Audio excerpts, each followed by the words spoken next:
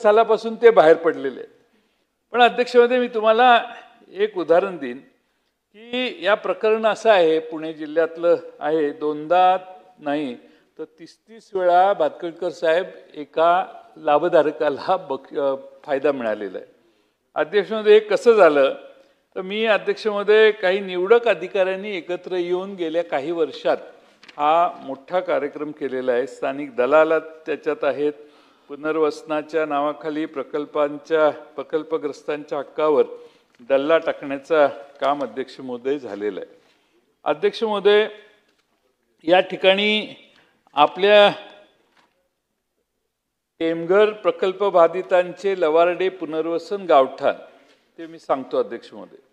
अध्यक्ष महोदय, शिरूर तालुक्यातील राऊतवाडी शिक्रापूर येथील शासकीय भूखंडावर टेमघर प्रकल्पग्रस्तांसाठी राखीव जागेत स्मशानभूमी केली, सार्वजनिक रस्ते, गटार लाईन सगळी होती, ती उद्ध्वस्त करून यावरती अनधिकृत प्लॉटिंग व्यवसाय केला आणि हे तहसीलदारांच्या चौकशी अहवालात नमूद केलेलं आहे। माझ्याकडे डॉक्युमेंट्स आहेत सगळे, मी भाषण थोडक्यात करावं म्हणून सगळे वाचून दाखवत नाही।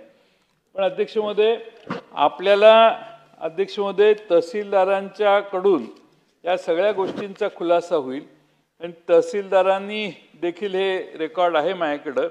आणि अध्यक्ष महोदय, लवारडे पुनर्वसन गावठाण, राऊतवाडी शिक्रापूर या गावठाणातील स्मशानभूमी, सार्वजनिक शौचालय, गटार लाईन, सार्वजनिक रस्ते इत्यादी उद्ध्वस्त करून प्लॉटिंग केल्याबाबत दोषींवर तात्काळ गुन्हे दाखल करण्याबाबत उपजिल्हाधिकारी पुनर्वसन पुणे यांनी उपविभागीय अधिकारी पुणे शहर शिरूर यांना पत्रच पाठवलेलं आहे। ते सगळे माझ्याकडे रेकॉर्ड आहे, त्यात वेळ घालवणं योग्य नाही, पण माझ्याकडं त्याच्यासाठी फोटो देखील आहेत त्या संदर्भातले की त्या ठिकाणी अध्यक्ष महोदय स्मशानभूमी आणि शेड आहे ते सगळं काढून आता खाली प्लॉट बांधण्याचं काम प्लॉटिंग दिसतंय। अध्यक्ष महोदय, भूखंड वाटप झाल्यानंतर 1 वर्षाच्या आत सदर ठिकाणी निवासी होणे ही अट असताना देखील या अटीचं सर्रास उल्लंघन करून 1 वर्षाच्या आत या भूखंडाची विक्री करण्यात आलेली आहे। अध्यक्ष महोदय, यासाठी आपल्याकडे डॉक्युमेंट आहे, त्यांना ऑर्डर देतानाच तशी अट घातलेली आहे। चासकमान प्रकल्पाच्या प्रकल्पग्रस्तांना मंजूर करणे, दत्तात्रय नंदन सावंत, मौजेवाडा तालुका खेड पुणे प्रदान केलेल्या भूखंडाचा वापर निवासी कारणासाठी करायचा आहे व सदर आदेशाचे दिनांकापासून 1 वर्षाच्या आत वापर निवासी वापरासाठी करणे बंधनकारक राहील अशी ऑर्डरच आहे। पण त्याचंही उल्लंघन त्या ठिकाणी करण्यात आलं आणि अध्यक्ष महोदय त्याची परस्पर दुसऱ्यालाच विक्री करण्यात आली। अध्यक्ष महोदय, त्याचप्रमाणे याच ठिकाणी अध्यक्ष महोदय मुद्दा 3 तिसरा असा आहे की एका व्यक्तीच्या कुटुंबात एकच भूखंड ही अट असताना देखील सर्रासपणाने एका व्यक्तीच्या कुटुंबातील वडील, मुलगा, पत्नी, सून, मुलगी यांच्या नावे बेकायदेशीर सर्रास भूखंड वाटप केलेलं आहे अध्यक्ष महोदय। आणि यासाठी देखील माझ्याकडे डॉक्युमेंट आहे, इथं कागद आहे, इथं कमल मारुती उभे, कमल मारुती उभे, कमल मारुती उभे, कमल मारुती उभे 4 प्लॉट कोंडापुरी गावात त्यांना देण्यात आले। चंद्रकांत मारुती उभे, चंद्रकांत मारुती उभे, चंद्रकांत मारुती उभे, चंद्रकांत मारुती उभे, कोंडापुरी 4 प्लॉट। म्हणजे अध्यक्ष महोदय, एकाच कुटुंबाला किती जागा द्यायची याची नियमावली असताना अध्यक्ष महोदय या ठिकाणी सर्रास भूखंडाचं वाटप हे घरातल्या लोकांना झालेलं आहे। अध्यक्ष महोदय, काही कुटुंबांना तर 10 पेक्षा अधिक भूखंडाचं वाटप झालेलं आहे। हे उभे, कानगुडे, मरगळे, बावदाने आणि अनेक कुटुंब आहेत। पण अध्यक्ष महोदय 10 पेक्षा अधिक भूखंडाचं वाटप एकाच कुटुंबाला झालेलं आहे आणि अध्यक्ष महोदय त्याचंही रेकॉर्ड माझ्याकडे आहे।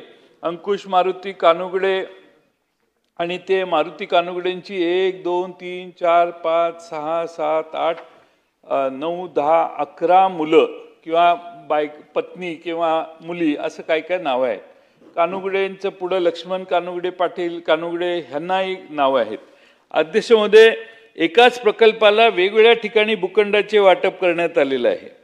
ते देखील अध्यक्ष महोदय माझ्याकडे डॉक्युमेंटरी एव्हिडन्स आहे आणि त्यात अध्यक्ष महोदय निवृत्ती लक्ष्मण कानगुडे राऊतवाडीला त्यांना जमीन आहे. मग Nivrutti Laxman Kangude plot number 108/1 plot number 13 आपटीला त्यांना प्लॉट दिलेला आहे. मग निवृत्ती लक्ष्मण कानगुडेंना आपटीला अजून एक प्लॉट दिला आहे. निवृत्ती लक्ष्मण कानगुडेंना अजून एक प्लॉट आपटीला दिलेला आहे. रमेश सोनूगुंडला एक प्लॉट राऊतवाडीला दिला आहे. रमेश सोनूगुंडला कोंडापुरीला एक प्लॉट दिलेला आहे. अशी मोठी यादी अध्यक्ष महोदय आहे. आणि म्हणून अध्यक्ष महोदय या सगळ्या संदर्भात सरकारने खरं म्हणजे चौकशी करणं गरजेचं होतं. अध्यक्ष महोदय तहसीलदारांकडून भोगावटा वर्ग 1 करताना अटी शर्तीच्या नियमाचे भंग करण्यात आलेला आहे. त्याचंही अध्यक्ष महोदय माझ्याकडे डॉक्युमेंटरी एव्हिडन्स आहे. आणि त्यात वर्ग 2चे भोगवटादार वर्ग 1 मध्ये रूपांतर करण्याबाबत आदेश पारित झाल्यामुळे खालीलप्रमाणे 7/12 सदरी अंमल दिलेला असे. असं गाव नमुना 6 मधले सगळे कागद आहेत. ते सगळे वाचून मी आपला वेळ घेत नाही अध्यक्ष महोदय. पण अध्यक्ष महोदय त्याबरोबर जिल्हाधिकाऱ्याच्या परवानगीशिवाय हस्तांतरित करण्यात मनाई असताना देखील बेकायदेशीरपणे भूखंडाचे हस्तांतर करण्यात आलेलं आहे. अध्यक्ष महोदय त्याचे डॉक्युमेंटरी एव्हिडन्स माझ्याकडे आहेत. या ठिकाणी महसूल मंत्री असते तर मी त्यांना दाखवले असते. पण या ठिकाणी मी नक्की त्यांना संध्याकाळी किंवा उद्या पोच करेन. त्यात लिहिलेलं आहे की जे उपजिल्हा अधिकारी पुनर्वसन पुणे वहिवाटदाराने त्यांना देण्यात आलेल्या गावठाणाचे भूखंड प्लॉट जिल्हाधिकारी पुणे यांचे पूर्व परवानगीशिवाय हस्तांतर करता कामा